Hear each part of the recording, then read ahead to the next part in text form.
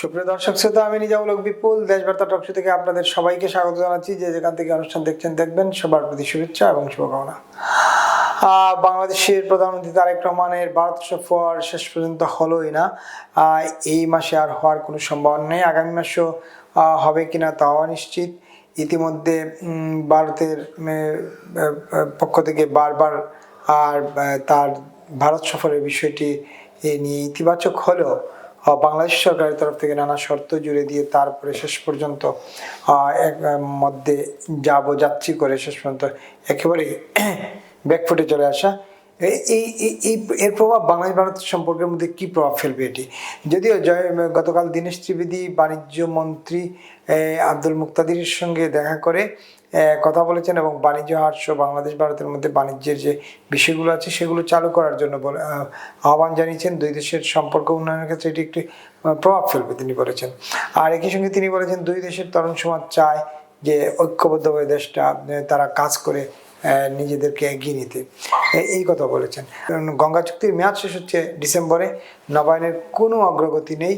অন্যদিকে বিহারের উপমুখ্যমন্ত্রী বিজয় কুমার বাগড়া দিয়েছেন তাতে যে ভবিষ্যতে গঙ্গা চুক্তি করার ক্ষেত্রে তাদের বিষয়টি প্রাধান্য দেওয়ার জন্য। এসব নানা বিষয় নিয়ে আমরা আলোচনা করবো। আমাদের অতিথি হচ্ছেন আজকে কুদরতি গুদা, মিডিয়া ব্যক্তিত্ব বিশ্লেষক। স্বাগত আপনাকে। আপনাকে ধন্যবাদ আমাকে আপনার এই অনুষ্ঠানে জনপ্রতিষ্ঠানে আমন্ত্রণ জানানোর জন্য। শেষ পর্যন্ত ভারতে গেলেন না প্রধানমন্ত্রী? এটি তো সত্য যে যাননি এবং এই মুহূর্তে যাওয়ার সম্ভাবনা ক্ষীণ। কেনই গেলেন না? কেন গেলেন না এটা তো মানে পত্রপত্রিকা আপনার যে শর্তগুলি বাংলাদেশ দিয়েছে এই শর্তগুলি তো এই মুহূর্তে ভারতীয় কর্তৃপক্ষ মানাটা কিছুটা অসম্ভব। ঠিক আছে, আমি জানি না ডিপ্লোম্যাটিক চ্যানেলে আর কি কথাবার্তা হয়েছে, কিন্তু এইটুকু বলতে পারি যে আমার মনে হচ্ছে ঢাকায় যারা কর্মরত ডিপ্লোম্যাট এবং প্রধানমন্ত্রী অফিস ওনাদের সাথে একটু কথাবার্তা বলে আমার মনে হয়েছে যে ওনার সফরটা অনিশ্চিত হয়ে পড়েছে। উনি ইনফ্যাক্ট যাচ্ছেন না দিল্লিতে। আপনি যেটা বলছিলেন বারবার যে দিল্লির এত বড় আমন্ত্রণের পরে উনি যদি না যান তাহলে নেতিবাচক প্রভাব পড়বে কিনা। ঠিক আছে, হ্যাঁ, আমি একটা বিষয় আপনাকে স্মরণ করে দিতে চাই। আপনি জানেন যে ভারতের প্রয়াত রাষ্ট্রপতি প্রণব মুখার্জি বাংলাদেশে আসছিলেন। এই সময় তুমুল আন্দোলন চলছিল। উনি আসার 2 মাস আগে বেগম জিয়া ভারত সফর করেছিলেন।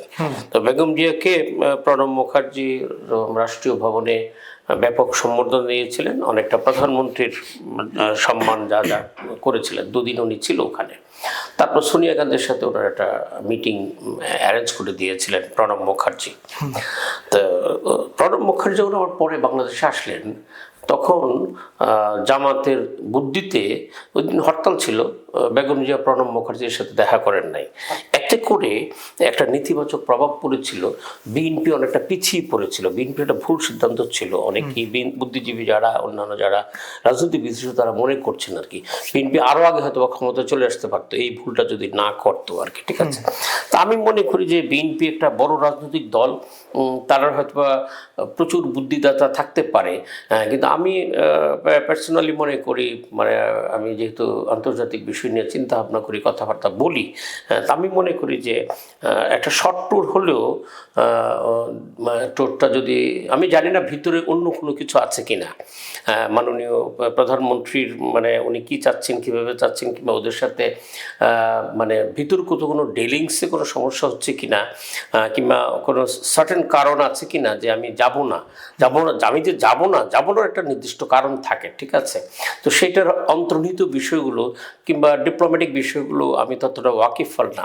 তবে সাদা চোখে আমি যেটা মনে করি যে ওনার শর্ট ট্যুরটা দেওয়াটাই বেটার ছিল, যদি অন্য কোনো ঝুঁকি কিংবা অন্য কিছু না থাকে আর কি। ঠিক আছে, সেটা একটা বিষয়।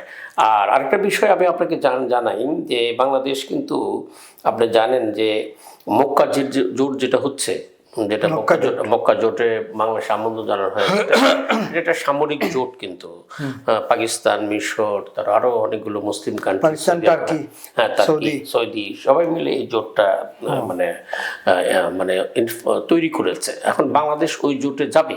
ঠিক আছে। সৌদি সরকার মাননীয় প্রধানমন্ত্রীকে আমন্ত্রণ জানিয়েছে সৌদি আরব যাওয়ার জন্য আর কি। এই সবগুলো বিষয় নিয়ে একটা ফ্যাক্টর আছে, চীনেরও একটা ব্যাপার আছে। চীনও ঠিক চাচ্ছে না যে এই মুহূর্তে খালেদা বাংলাদেশের প্রধানমন্ত্রী যেন তারেক রহমান ভারত সফর করুক। তাদেরও একটা কৌশলগত চাপ আছে, আর মধ্যপ্রাচ্যেরও একটা বিষয় আছে। সবগুলো মিলে উনি কি সামলে উঠতে পারছেন না, কিংবা সিদ্ধান্ত নিতে পারছেন না, কিংবা উনি ডিসিশন নিয়েছেন যে আমি যাব না। এই বিষয়গুলো একটা মানে ডিলেমার মতো চলছে আর কি। উনি কোন দিক থেকে কোন সিদ্ধান্তটা নিয়েছেন এটা এই মুহূর্তে বলা মুশকিল আর কি। একজন আইআরএর স্টুডেন্ট হিসেবে আপনার কাছে বা কূটনীতি নিয়ে চর্চা করেন, বাংলাদেশের এই যে প্রধানমন্ত্রীর ভারত সফর ইগনোর করা, ভারতের আমন্ত্রণ ইগনোর করা, ভারত সফর না যাওয়া, এইটা বাংলাদেশের কূটনৈতিক অপরিপক্কতা কিনা? সরাসরি আমি কূটনৈতিক অপরিপক্কতা বলবো না। যদি বাংলাদেশের পলিসি চেঞ্জ হয়ে থাকে, যে না আমরা ভারতের সাথে সাবেক প্রধানমন্ত্রী শেখ হাসিনা যে রিলেশনটা মেনটেন করেছিলেন, আমরা ওই ধরনের রিলেশনে যাব না। আমরা ওনাদের ভাষায়, ওনারা যেটা কথা বলছেন, ওনাদের মন্ত্রী এমপি এবং অন্যান্যরা, যে চোখে চোখে রেখে কথা বলবো, চোখে চোখে আমাদের অভিন্ন স্বার্থগুলো আমরা সিরিয়াসলি নেব, এরকম যদি কিছু হয়ে থাকে, আমরা যদি আমাদের স্ট্রেংথ মানে আমাদের শক্তি, স্বাধীনতা, সার্বভৌমত্ব বিষয়গুলো সম্পর্কে আমরা শক্তিবান হয়ে থাকি, তাহলে এটা এক জিনিস। আর দ্বিতীয় বিষয় হলো কি, ফরেন অফিসের যে কাজটা হলো যে বাংলাদেশের স্বার্থের বিষয়টা বিবেচনায় রেখে যে কোনটাতে বাংলাদেশের লাভ হবে, ঠিক আছে, একদম সব লাভ ক্ষতির বিষয়টা, ডিপ্লোমেসির লাভ ক্ষতির বিষয়টা কিন্তু মুখ্য বিষয়। যে এই সফরে না গেলে আমাদের কি হতে পারে, আর সফরটা যদি আমরা সংক্ষিপ্ত করেও যাই, তাদের দাওয়াতটা যদি, আমন্ত্রণ যদি আমি রক্ষা করি, তাহলে আমার কি লাভ হতে পারে, এই বিষয়গুলো বিশ্লেষণ করে যেই শুদ্ধতম নির্যাসটা আসবে সে অনুসারে সিদ্ধান্ত নেওয়া ভালো। আমি ডিপ্লোম্যাটিক ব্যর্থতা বলবো না, আমার মনে হয় ডিপ্লোম্যাসিতে বাংলাদেশের বর্তমান বা তারেক সরকারের পররাষ্ট্রনীতিটা খুব সুস্পষ্ট, মানে আমার কাছে না একটা ধোঁয়াশে। আমিও ঠিক বুঝতে পারছি না যে ওনার পলিসিটা এটা মধ্যপন্থী পলিসি না ডানপন্থী পলিসি না বামপন্থী পলিসি আর কি। কিন্তু ফরেন অফিসের নিয়মটা আপনিও জানেন যে ফরেন অফিসের নিয়মটা হলো যিনি সরকার প্রধান হবেন তাকে বাংলাদেশের মানে ডিপ্লোম্যাটিক এরিনাগুলোতে কী ধরনের আচরণ করলে কী ধরনের লাভ হবে, কার সাথে রিলেশনটা মেনটেন করলে দেশের লাভ এবং আন্তর্জাতিকভাবে বাংলাদেশের ভাবমূর্তি বাড়বে, সেটা মাননীয় প্রধানমন্ত্রীকে কিংবা যিনি প্রধানমন্ত্রী থাকুন তাকে কনফার্ম করা, তাকে ব্রিফ করা, ডিল করা, এইগুলি আর কি। কিন্তু আপনি জানেন যে বাংলাদেশের যিনি পররাষ্ট্রমন্ত্রী উনি খুব বিজ্ঞ ব্যক্তিত্ব, উনি তো আগামী 8 তারিখ চলে যাচ্ছেন, উনি জাতিসংঘের সাধারণ অধিবেশনে 1 বছর সভাপতিত্ব করবেন। তো উনিও একটা ট্যালেন্টেড লোক। তা আমি জানি না, আপনি জানেন যে ও যে দোভালের সাথে ডক্টর খলিলের কথা হয়েছিল এবং ডক্টর খলিলের সাথে ভারতের একটা ভালো সম্পর্ক আছে বলে আমি ধারণা করতে পারি আর কি। এখন উনি কি বুদ্ধি দিলেন, উনি কি বললেন, কিভাবে সিদ্ধান্ত নিলেন, এটা আমি ঠিক জানি না, ঠিক আছে। আর পরে নতুন যে প্রতিমন্ত্রী হুমায়ুন কবির, উনি এই বিষয়ে প্রেসের কাছে কি কথা বলেছেন আপনি ভালো করে বলতে পারবেন। যে নিশ্চয়ই ওনাকে জিজ্ঞেস করেছে যে ভারত সফর না যাওয়ার কারণে কিংবা আপনারা যাবেন কি যাবেন না, উনি পলিসিগতভাবে উনি দেখলাম যে ব্রিফ করেছে, কিন্তু আমার কাছে মূল বিষয়টা এখন আমার কাছে নাই, আমিও জানি না, ওইভাবে আমি ফলো করি নাই আর কি। তো এখন হুমায়ুন কবির পররাষ্ট্র প্রতিমন্ত্রী হয়েছেন, উনি ওনার মানে সক্ষমতা বেড়েছে, এক্সিকিউটিভ পাওয়ার বেড়েছে এবং উনিও ভারতের সাথে রিলেশনটা মাননীয় প্রধানমন্ত্রী কীভাবে কন্টিনিউ করবেন এবং রিলেশনটা কীভাবে হবে সেটাও উনি হয়তো বা ওনাকে অ্যাডভাইস করবেন কিংবা বলবেন, এটা আমার ধারণা। আর দ্বিতীয় যে বিষয়টা আপনি আমাকে বলছিলেন দীনেশ ত্রিবেদী, কালকে আমিও ওই সময় সচিবালয়ে ছিলাম, উনি যেটা বলছিলেন যে বাংলাদেশের সাথে বাণিজ্যিক রিলেশনটা আমরা কন্টিনিউ করব, রিলেশনটা ভালো যাচ্ছে, বাণিজ্যিক সম্পর্কটা খুবই ভালো, রাজনৈতিক সম্পর্ক কোন দিকে যাবে সেটা অন্য ব্যাপার, উনি ওই বিষয়টা একটু এড়িয়ে গিয়েছেন। দীনেশ ত্রিবেদী ক্যারিয়ার ডেভেলপমেন্ট না হলেও কিন্তু উনি প্রখ্যাত রাজনীতিবিদ এবং বুদ্ধিজীবী। এই যে আপনি বলেন বাংলাদেশ পাস নীতি বা বাংলাদেশ তার পলিসি চেঞ্জ করলে তো জনগণকে জানাতে হবে, জনগণ জানবে না আপনার কি পলিসি। বাংলাদেশের স্বার্থ রক্ষার জন্যই তো আপনি ভারত যাবেন। আপনার শেখ হাসিনার এক ইস্যুতে বা হাদির কথিত হত্যাকারী ফেরত দেওয়ার অজুহাত দেখিয়ে আপনি তো গোটা 18 কোটি মানুষের সমস্যাটাকে প্রাধান্য দিলেন না। আপনার কাছে কি মনে হয়? আমি আমার যেটা মনে হয় যে উনি যেহেতু সংখ্যাগরিষ্ঠ দলের নেতা, 200-ও বেশি সিট পেয়ে মানে সরকার গঠন করেছে তারেক রহমান, তা আমার মনে হয় যে উনি, আপনি যেটা বলছিলেন এটা কিছুটা জনগণের কথাটা বিবেচনা করে জনগণের পালসটা চিন্তা করে সিদ্ধান্ত নেওয়া বেটার আর কি। আর আপনি যেটা বলছিলেন যেটা অনেকগুলো বিষয় আছে যেটা সর্বদলীয় বলতে গিয়ে পার্লামেন্টে আলোচনা করা আর কি। এটা পার্লামেন্টে আলোচনা হতে পারতো, যেহেতু প্রধান বিরোধী দল জামাত এবং আমাদের কি এনসিপি ওরা আছে, ওদের সাথে কথা বলা যেতে পারে। এনসিপি তো আমাদের প্রধানমন্ত্রী দিল্লি যাওয়ার সম্পূর্ণ বিরোধী, ঠিক আছে, উনি চ্যালেঞ্জ থ্রো করেছেন নাহিদ ইসলাম, ঠিক আছে। এখন অনেকে বলতে পারেন যে নাহিদের ভয়ে, নাহিদ যে একটা হুমকি দিলেন, এই ভয়ে গেল কি না গেল না, কি বিষয়টা কি। জামাত এবং এনসিপি চাচ্ছিলেন না যে এই বাংলাদেশের প্রধানমন্ত্রী ভারত সফর করুক। ওদের সাথে কি টাই আপ হয়েছে, কথাবার্তা হয়েছে, ভেতরের কথা তো জানি না আমরা যেটা সংবাদপত্র পত্রপত্রিকা দেখি, আন্তর্জাতিক পত্রিকায় মিডিয়াগুলো দেখি, তাই আমরা হয়তো আলোচনা করি আর কি। তা আমি ইনফ্যাক্ট আপনার সাথে কিছুটা একমত যে আসলে বাংলাদেশের জনগণের পালস বুঝে সব ধরনের সিদ্ধান্ত নেওয়া বেটার হয় আর কি। এই যে তিনি গেলেন না, বাংলাদেশের মোটা দাগে যে বিপর্যয়টার কথা ধারণা করা হচ্ছে সেটি হচ্ছে পানি সংকট। গঙ্গা চুক্তি, তিস্তা চুক্তি, কোনো কিছুই তো, তিস্তা তো এমনিতেই ঝুলে আছে।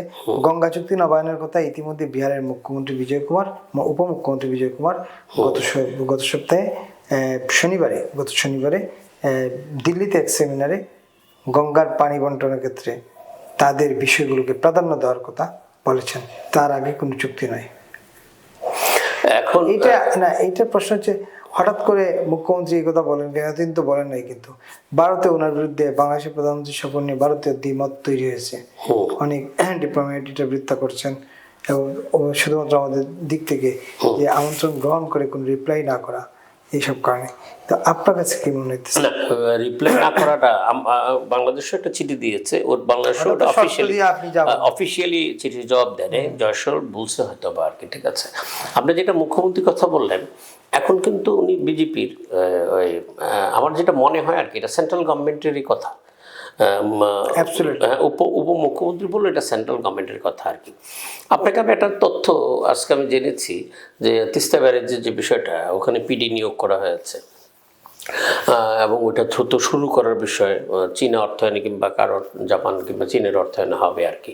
তো সব কিছুতে কিন্তু তারেক সরকারের একটা পজিটিভ দিকেও আছে। উনি কিন্তু আগের সরকারের লোকজন দিয়ে সরকার পরিচালনা করছেন। এটা হলো একটা উনি মনে করছেন যে তারা হয়তো বা মানে যোগ্যটোগ্য। এখন ওটার যে তিস্তাবের যে পিডি, সেও কিন্তু বঙ্গবন্ধু প্রকল্প পরিষদের সভাপতি ছিলেন, ছাত্রলীগ করতেন, এমনি ব্রিলিয়ান্ট। ওই ভদ্রলোক জানছি যে খুবই ছাত্রলীগ নেতা ছিলেন, ব্রিলিয়ান্ট আর কি। তো আমি দেখি যে তারেক রহমান সাহেব তো মানে তার যে বড় বড় প্রজেক্টগুলোতে, বড় বড় বিষয়গুলোতে আগের সরকারের লোকজনকেই পদায়ন করে রাখছেন।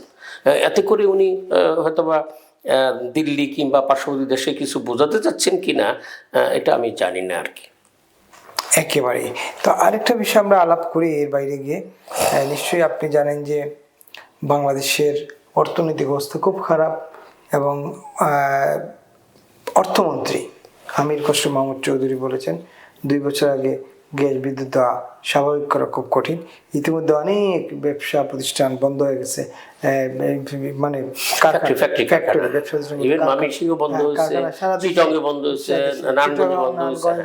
গাজীপুর সব জায়গায়। এবং আপনার সিপিডির তথ্য অনুযায়ী 62,000 চাকরিচ্যুত হয়েছে।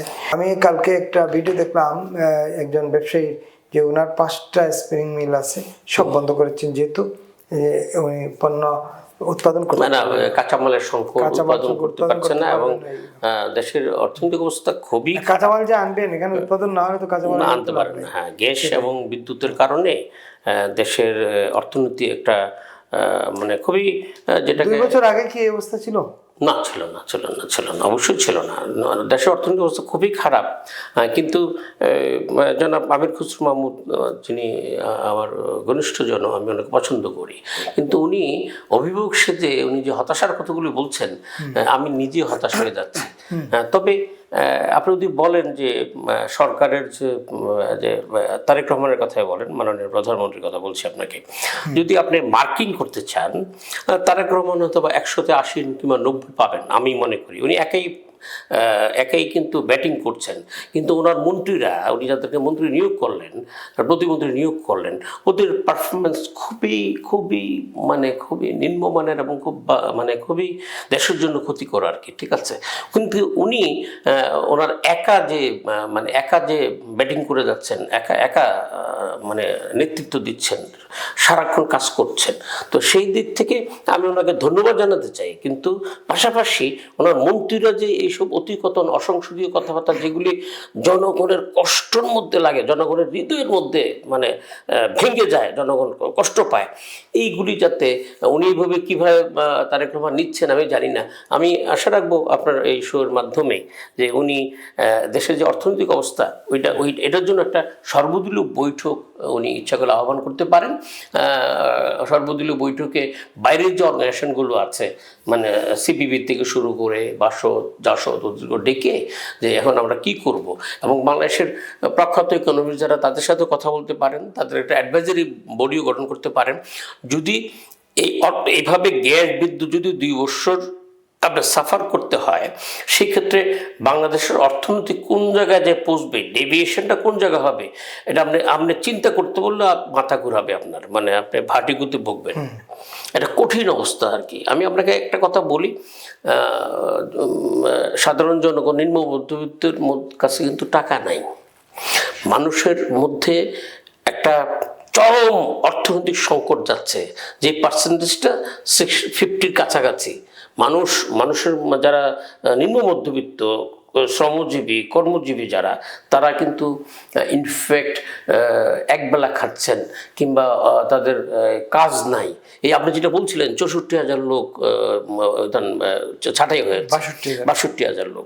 আমি গত পরশুদিন হামিম গ্রুপের যে ব্যবস্থাপনা পরিচালক A.K. আজাদ সাহেবের একটা ইন্টারভিউ আমি দেখছিলাম।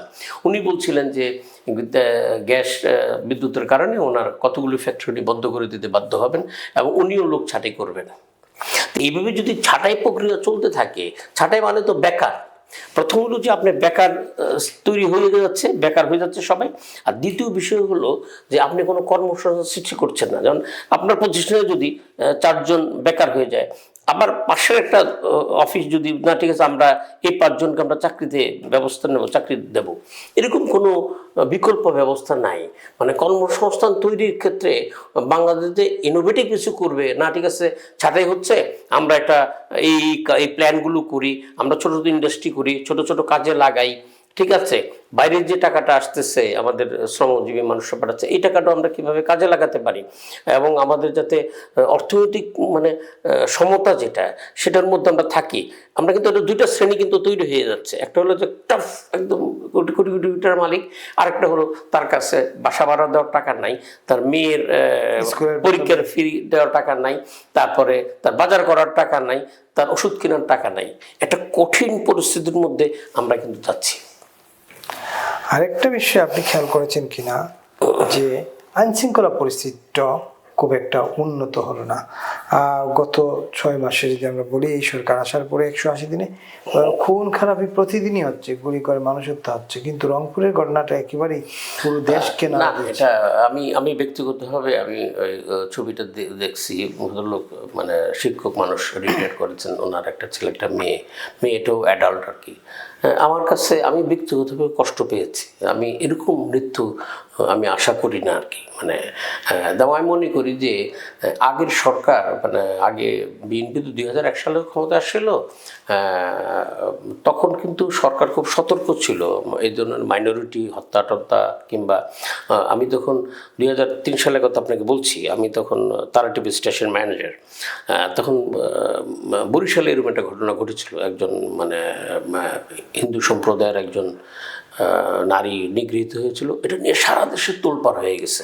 তারা টিভি নিউজটা আমাকে না জানিয়ে লোকালি ওরা পাঠিয়ে দিচ্ছে আর কি। পরে তৎসময় শামসুল ইসলাম তথ্যমন্ত্রী ছিলেন, আর আমাদের এখন অস্ট্রেলিয়া আছেন মনির ভাই, মনির আলম, উনি তখন প্রধান তথ্য কর্মকর্তা। মনির ভাই আমাকে সকালে ফোন করলেন যে কুদরত মন্ত্রী আপনাকে ডাকতেছে। তো আমার শামসুল ইসলাম সাহেব, উনি আমার বাবার বন্ধু ছিলেন, উনিও মারা গেছে, আমার বাবাও প্রয়াত। উনি আমার ডাকে বলেন, এই কুদরত কী হয়েছে, এটা কী হলো, এটা আমি প্রধানমন্ত্রীর কাছে তখন খালেদা জিয়া প্রধান, আমি কী জবাব দেবো। উনি খুব অস্থির।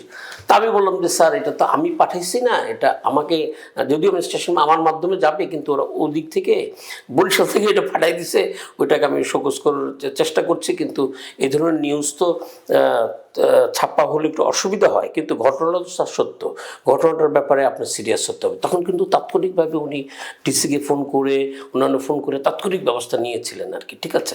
এখন কিন্তু এসব আমি দেখি না। এইসব ঘটনার প্রেক্ষিতে আগে যেটা হতো, মন্ত্রী চলে যেতেন যে এখানে কি ঘটছে, ওদের আশ্বাস দিতেন যে বিচারটা দ্রুত হবে, সবাই একত্রিত হয়ে যেত, মানে একটা ন্যাশনাল কনসেনসাস তৈরি হতো। এখন এটা নেই, কে কোথায় মারা গেল, মরে গেল, ডাকাতি হলো, কেউ কারোর এটা পাত্তা দিচ্ছে না এবং কমিউনিকেশন দিচ্ছে না। আগেটা আপনি জানেন, হোম মিনিস্ট্রি স্টেটমেন্ট দিত, প্রেস নোট দিত, কিন্তু এখন কোনো প্রেস নোটের নাই, ঠিক আছে।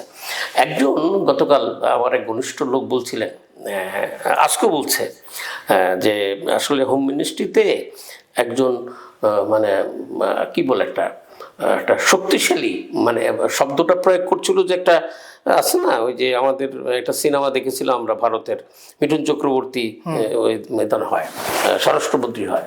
তো ওই উদাহরণটা নিয়ে বলছিলেন যে এখানে একটা নিজেই মানে গুন্ডা নিজেই বুঝে কে খুন করে, খুন কীভাবে হয়, কিংবা আইন শৃঙ্খলা পরিস্থিতি কীভাবে নিয়ন্ত্রণ করা যাবে, এরকম একটা মানে খুব ডেয়ারিং প্রকৃতির লোকরে স্বরাষ্ট্র মন্ত্রণালয়ের দায়িত্ব দিলে ভালো হতো, অনেকে বলছিলেন আর কি, ঠিক আছে।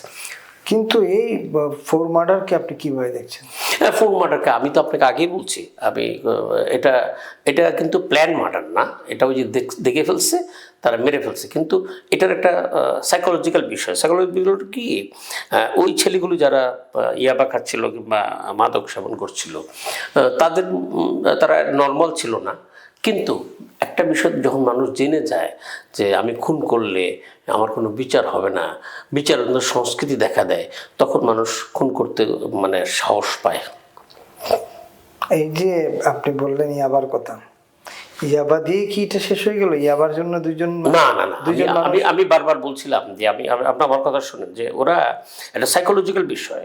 যখন ওরা মনে করে, ওরা মানে যারা খুন করে, যে আমি খুন করলে 2 দিন পত্রপত্রিকা ছাপা হবে, পরে আমাকে পুলিশ ধরবে না, কিংবা আমার কিছু হবে না, বিচার হবে না, তা আমি খুন করি না। কিন্তু আপনার কাছে এটা এমন মনে হচ্ছে না যে একটা বাড়ির 4 জন মানুষকে মেরে ফেলা হলো, এই বাড়ির আর কোনো বংশ থাকলো না, এই যে বিল্ডিংটা তৈরি করছেন শিক্ষক গণপতি চক্রবর্তী, সেই বিল্ডিংটা যে আছে অর্ধ উপর দিকে কাজ হচ্ছে, নিচের দিকে ওনারা থাকতেন, তো সেই বিল্ডিং বা সম্পত্তি দখল এমন কিছু হতে পারে কিনা? এটা এটা এটা ওই আমি যেটা ধন্যবাদ জান, এটা আমি যেটা জানি আর কি, সরকার বা হোম মিনিস্ট্রি কী করছে জানি না, কিন্তু পুলিশের বরাত দিয়ে এটা জানতে পেরেছি, পিবিআই এবং সিআইডি ওটা ইনভেস্টিগেশন করছে। আপনি যে প্রশ্নটা তুলেছেন, এটা একটা গুরুত্বপূর্ণ প্রশ্ন, যে ওই জমিটা দখল করার জন্য যে খুনটা পরিকল্পিতভাবে করেছে কিনা, এটাও কিন্তু জাস্টিফাই করতে হবে, এটাও ইনকোয়ারি করতে হবে, যে ওই জমিটা দখল করার জন্য যে পুরো ফ্যামিলিটা শেষ করে দিতে, জমির মালিক কেউ থাকলো না, আমরা দখল করে ফেললাম, এটাও হতে পারে, নট আনলাইকলি। কারণ আপনি নিজে জার্নালিস্ট, আপনি জানেন যে ঘটনার পেছনে ঘটনা থাকে, আপনি যে প্রশ্নটা রেজ করেছেন এটা খুব অত্যন্ত ব্রিলিয়ান্ট প্রশ্ন, যে এটাও হতে পারে, এটাও মানে দেখতে হবে। তার আমার ধারণা ছিল আর কি যে কোনো না কোনো মন্ত্রী, হোম মিনিস্টারও না হলেও কোনো না কোনো মন্ত্রী যে ওই ফ্যামিলির যারা আত্মীয় স্বজন তাদেরকে সান্ত্বনা দেবেন, বিষয়টা দ্রুত মানে মানে আমাদের যেটা দ্রুত আইন, যেটা মানে দ্রুত মানে নিষ্পত্তি, এটার মানে দ্রুত বিচার আইনে এটা নিয়ে এসে এটা দ্রুত একটা ইনভেস্টিগেশন করে জাতিকে জানানো যেত যে এটা বিষয়টা এই। কারণ হলো কি, আপনি জানেন যে এইটা নিয়ে ভারতের একজন মন্ত্রীও কিন্তু তার রিয়াকশন ব্যক্ত করেছেন, ঠিক আছে।